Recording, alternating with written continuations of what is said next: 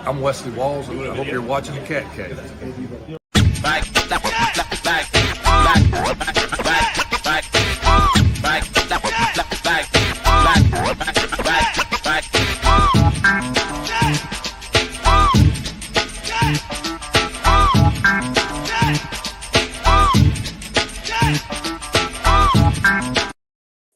Whether you're in North or South Carolina or anywhere else in the world, enter the Cat Cave with Ryan Frick and Shannon Smith to listen to your favorite Carolina Panthers podcast as part of the Keep Pounding Podcast Network, where you can find shows like Embrace Debate and Inside the Vault, powered by the Fans First Sports Network, and on the Tobacco Road Sports Radio's YouTube channel, where you can also watch Believe in Panthers with Desmond Johnson and Jonathan Stewart.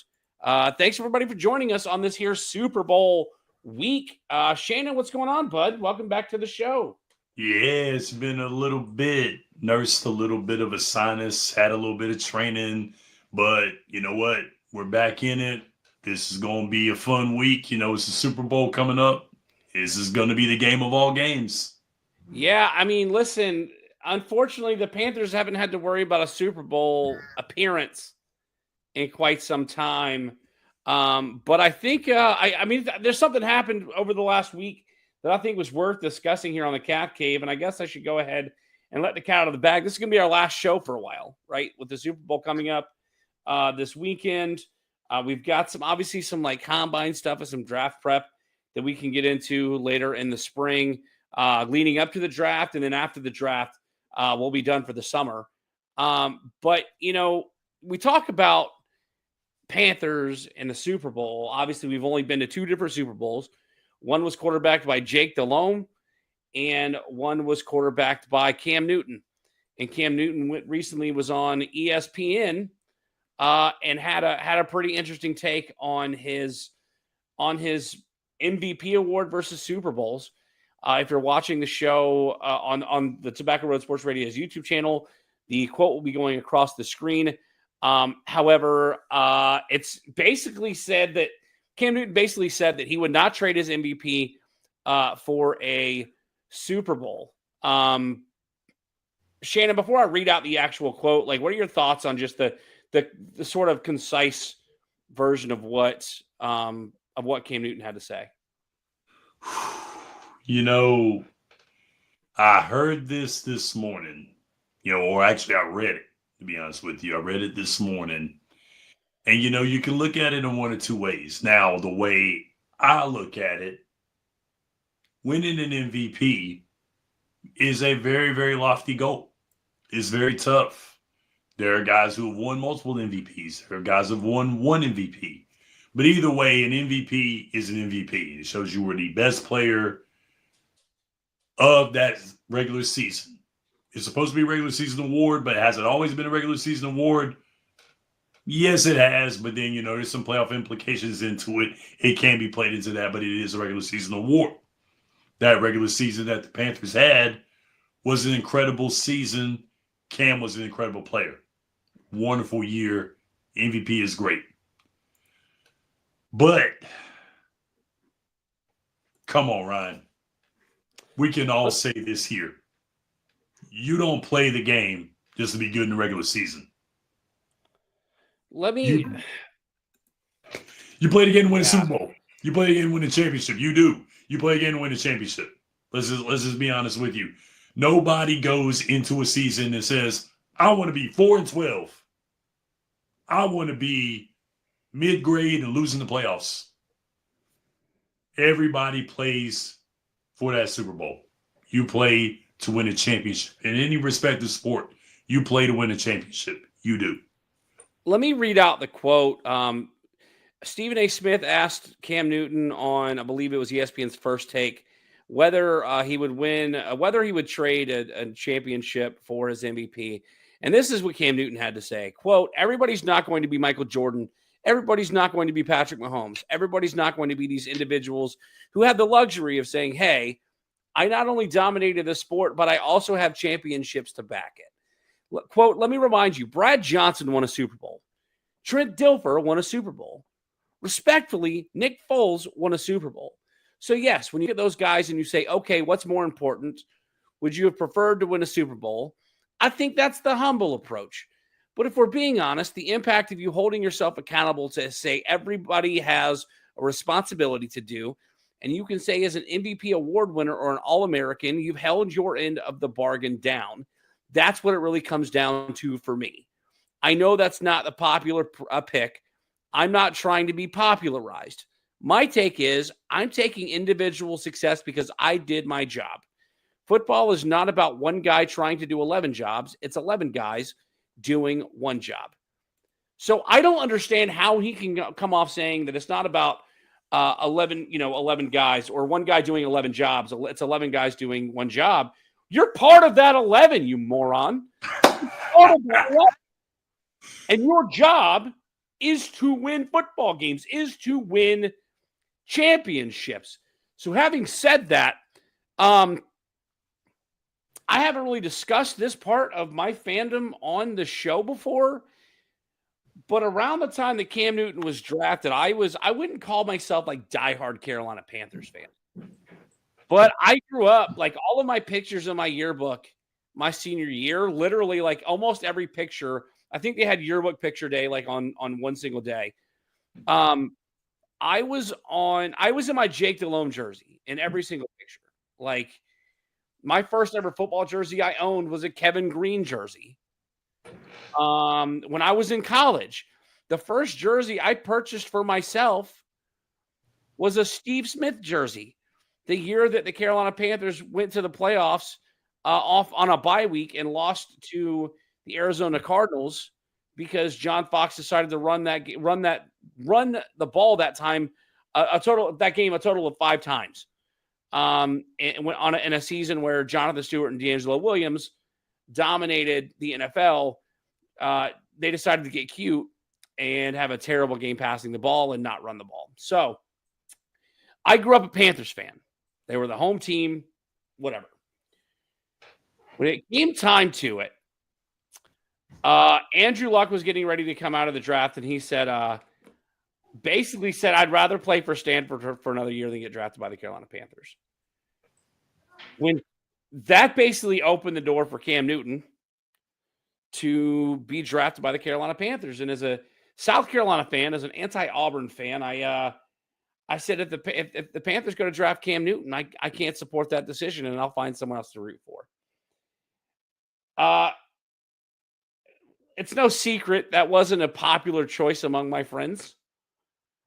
But I kept to my word because when Steve Spurrier signed on as head coach of South Carolina, before he signed, my dad said, if Steve Spurrier joins South Carolina, I'll never root for them again. And he didn't stick to his word. And so I felt the need to stick to my word. And so I wasn't much of a Carolina Panthers supporter while Cam Newton was there. And the primary reason why is because I thought Cam Newton was a me first kind of guy. During the SEC championship, in which Auburn blew out South Carolina, he's on the sidelines with, I can't even remember who it was now, but sharing his Cam juice with the sideline reporter and just getting all the attention and whatnot. And I actually went to a Carolina Panthers game while Cam Newton was still there. I believe they were playing the Detroit Lions of mid 2000s, 2000 teens, whatever it was. And before the game, instead of sort of preparing with his teammates, or at least standing with his teammates, I watched Cam Newton do a lap around the stadium as more of evidence that Cam Newton is a look at me kind of guy.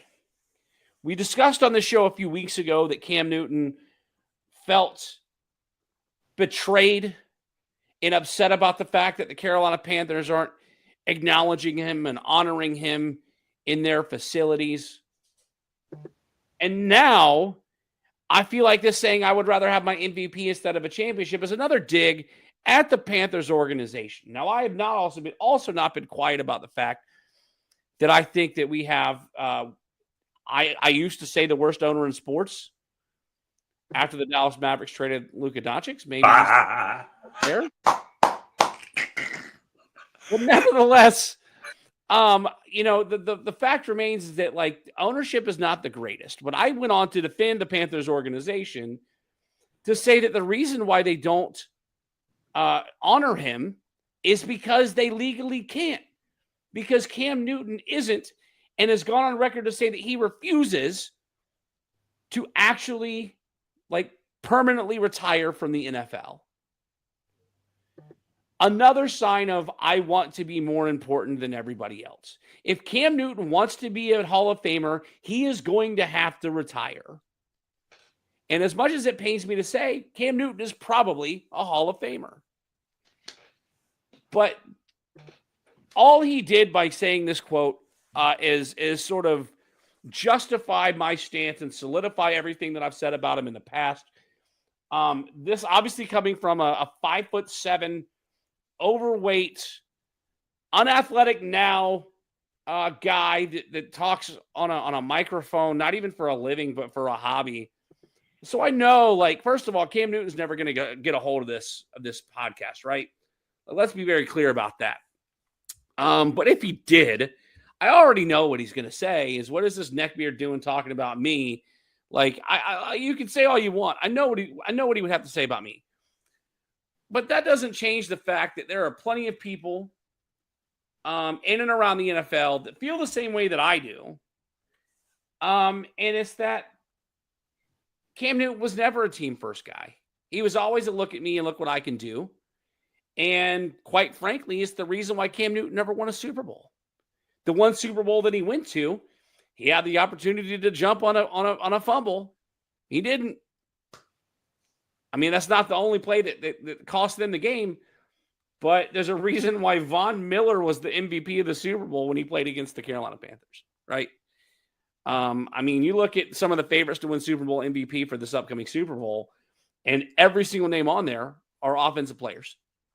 Yet Von Miller dominated Cam Newton. So, I mean, listen, a lot of people are probably going to find offense to this, and a lot of people have great relationships with Cam Newton and think that he's a great guy and all that stuff. By all means, feel the way you want to feel about him. I don't feel like I ever I don't think I'm ever going to have the opportunity to meet Cam Newton in person. I would be respectful. Like I can respect what he did as a player.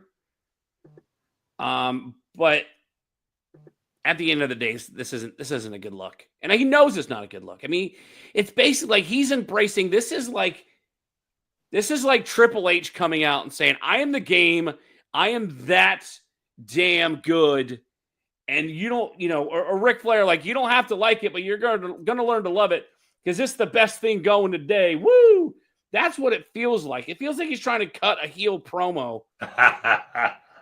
And the only difference is that the NFL is still considered to be a sport and not entertainment. Therefore, teams having to earn championships. And I don't know, man. Like, I don't know why ESPN's allowing him to be on their programming. Like, he's an idiot. This isn't the first dumb thing he said.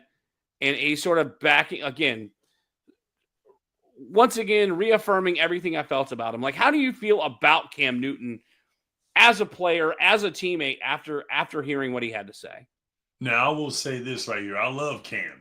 I love Cam as a player. I love Cam. And what a year that was for Carolina getting to the Super Bowl. But, I'm one of these type of people also, too. I don't fall in love with what athletes do. So, or I'm not one of those type of people that thinks that he can't do wrong. In this case, in my opinion, I feel like he is trying to save face. I think he is trying to justify some things, by saying, I wouldn't trade my MVP for a Super Bowl. There are players that have gone on record that said, I trade records, I trade contracts just for that one moment to hoist a Lombardi trophy. I've heard players say that. And, there are probably some players that feel the same way about Cam. That feel the same way with Cam. Hey, I had a good career. I had this. I had that. There are some players that feel that way. But me personally, hearing Cam say that to me is saying that, hey, y'all, I'm all about myself. Because you got to look at it as well, too. The Super Bowl is a team trophy. The MVP, contrary to what is being said, is an individual trophy. It's an individual award. The Super Bowl is a team award. You can't sit here and tell me that there's not a shred of me first when you say this. Mm. I think that Cam could have said it a little differently. I think he could have said, I like the MVP. The Super Bowl is a great award. But, if trading one or the other, I would like to have my MVP. Now, if Cam was real and said, hey, I want to have my MVP because, hey, I won that, cool. If you own it, I'm okay with that. If you own it. But to me, I don't think he's trying to own anything. I don't think he's trying to own it. I think he's trying to justify. Yep. There's justification when he's trying to say it. He doesn't want to sound bad, but at the end of the day, he sounds bad. That's the way I feel about it. I'm just like, nah, man, you could have said this differently. You could have presented it very differently. I know that he was probably on the spot when he was asked that question. Probably was. And he answered to the best of his ability. But still, it's just the fact of, yeah, it didn't sound good, man. Sorry. I think the fact that he tried to throw in Brad Johnson and Trent Dilfer and yes, under the yes, bus. Unnecessary. Like, guess what? These guys did something you didn't do. They won Super Bowls. Exactly. Yeah, Trent Dilfer may not be Lamar Jackson. No. But he's done something Lamar Jackson hasn't done. Exactly. I mean, for real. Brad Johnson's done something Tom Brady did. He won a Super Bowl in Tampa. Exactly. Right? Like you. It's the fact that he tried to discredit their talent and their ability. Yes. Like they didn't just win a Super Bowl because they had a team. Like to that point, like Peyton Manning is one of the greatest quarterbacks of all time, but his Super Bowl with the Broncos was not won because of Peyton Manning. No, not at all. It was Von Miller in that defense that won that. Yeah.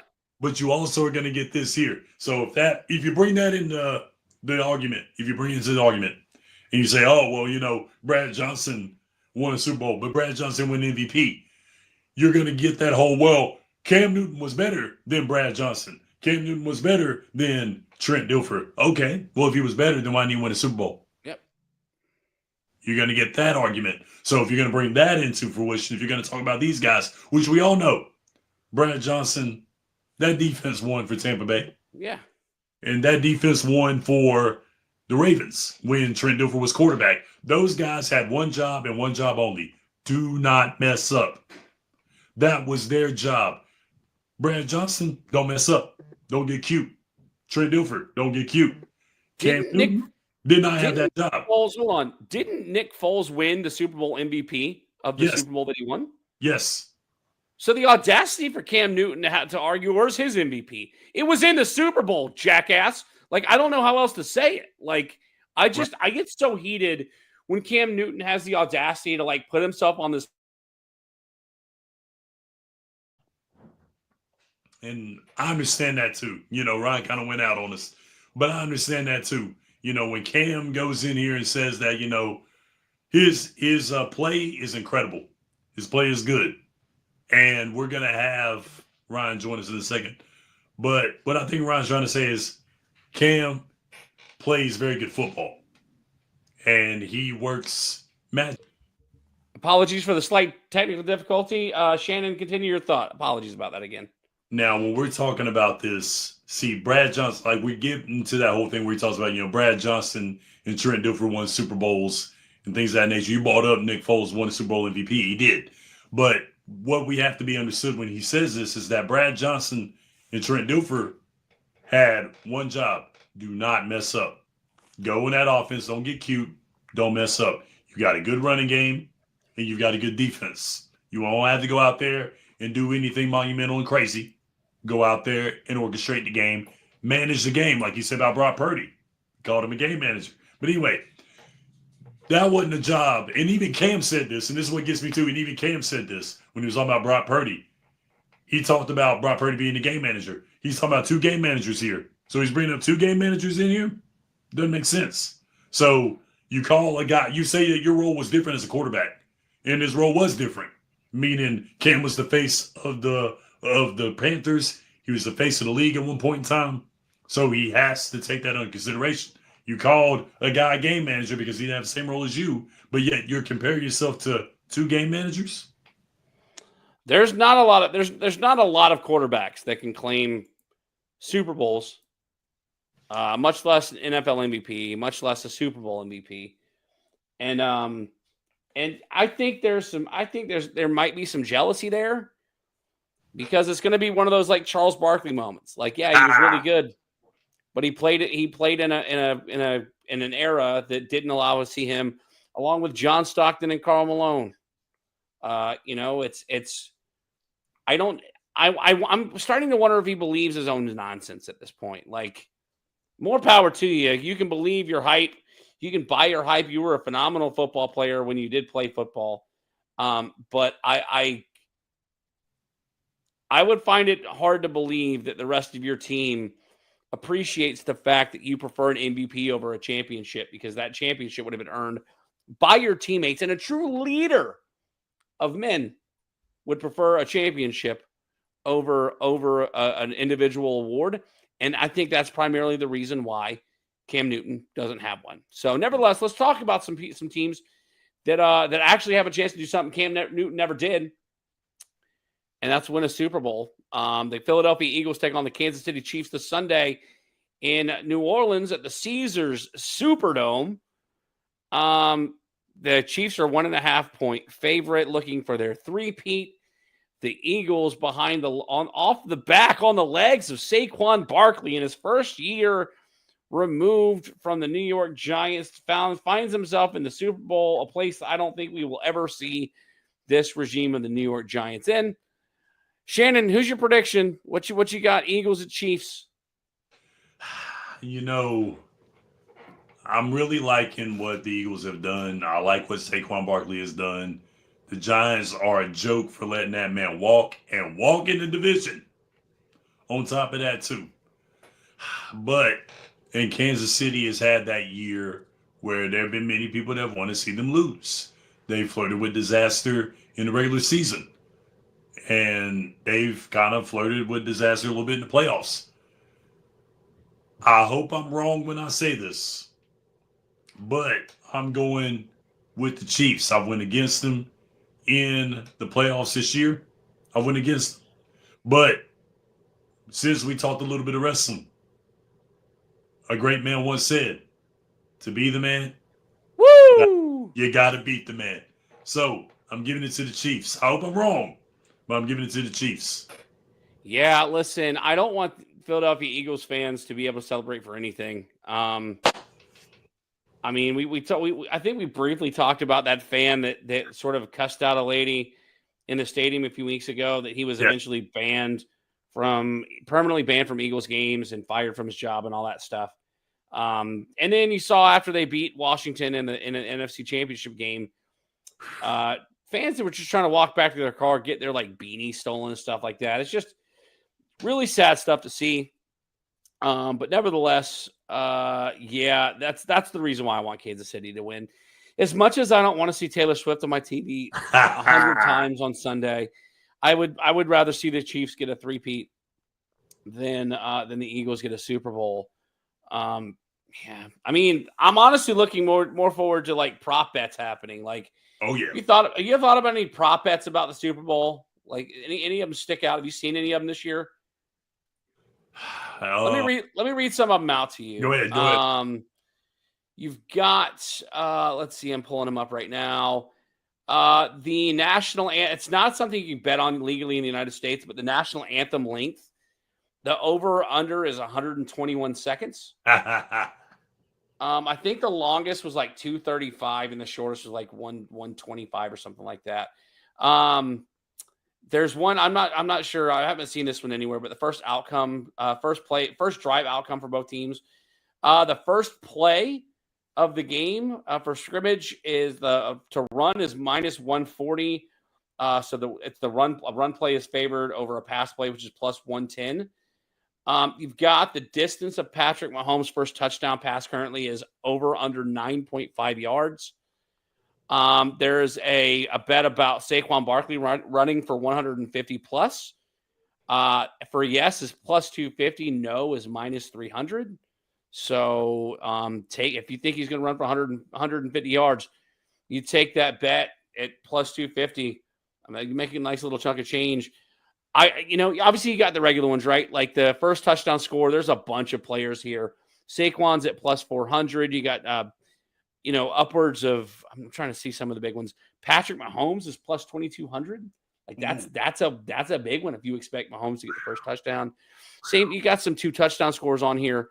This is one of my favorite ones. It's what color liquid will be poured on the game-winning head coach.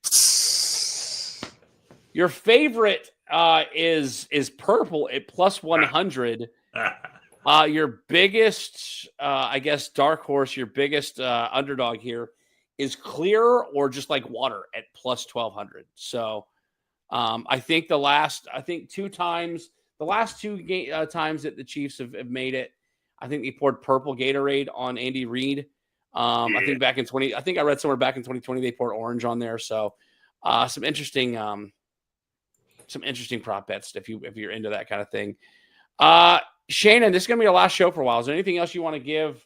Anything? I know I can tell you're struggling with your voice, getting over that stuff. Is there anything you want to share with the audience before we sign off for the next few weeks? We had another season of the Cat Cave. Appreciate everybody that watched, all the comments, all the fun that we had. Appreciate you guys watching. Ryan, thanks a lot for holding it down in my absence. Appreciate all of that. Appreciate Tobacco Road, Desmond Johnson, all you guys. Appreciate it.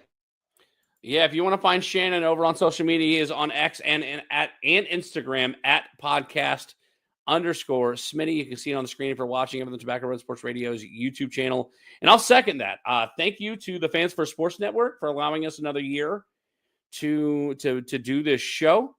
Thank you. Let's go back and thank the Southern Distilling Company in Statesville, North Carolina, for allowing us to not only come out and meet Kurt Coleman and Wesley Walls, but to try their 30 years of the Carolina Panthers limited edition Southern Star Paragon Cognac. That was something that we got to do this year. They also hooked us up with tickets to the Falcons home game in Charlotte when the Panthers took that loss to the Falcons earlier in the season. And yes, thank you, Desmond Johnson and Tobacco Road Sports Radio, for also giving us a platform to do this show. I've had a blast. I feel like we're signing off for the last time. We're going to be back to talk draft. But seeing this is sort of, I would consider the end of like season 2 of the show. It's been a wild ride, man. I've honestly gotten more opportunities doing the Cat Cave than I have doing my own show. Right. So truly thank you to everybody who's listened, watched, who's followed us on social media. I already told you where you can find Shannon. You can find me at Tapouts and TDs on X, Facebook.com/Tapouts and Touchdowns, and Instagram at Ryan Frick Comedy. Make sure you join and share, follow the show on social media on Facebook.com/The Cat Cave FFSN, and on Instagram and X at The Cat Cave _FFSN. I know that for the next season, I plan on trying to be a little more active on these social media platforms to engage. So make sure you go and follow these pages and you share them with your friends and family to go like them too. Again, this is not the end. This is just a see you later. Because like I said, we've got more stuff to do on the Cat Cave. Why leave when the Panthers are on the rise? You know what I'm saying? This is sort of like Shawn Michaels winning the Royal Rumble and then achieving his childhood dream at WrestleMania against Bret Hart in an Iron Man match. This is what the Cat Cave is. We started from the bottom, and we're waiting to say that that now we're here. So we've got some off-season stuff coming and whatnot. But yeah, this will be the last time you hear from us for a few weeks. So hopefully you all got to enjoy more often than not my rant about Cam Newton and Shannon putting up with it. Thanks everybody who is a part of the show. So until the next time, you may now exit the Cat Cave, but make sure that you listen to more content on the Tobacco Road Sports Radio's YouTube channel and more Carolina Panthers themed podcasts over on the Keep Pounding Podcast Network. powered by the Fans First Sports Network. For Shannon Smith, I'm Ryan Frick. We'll see you next time right back here inside the Cat Cave. Go Panthers.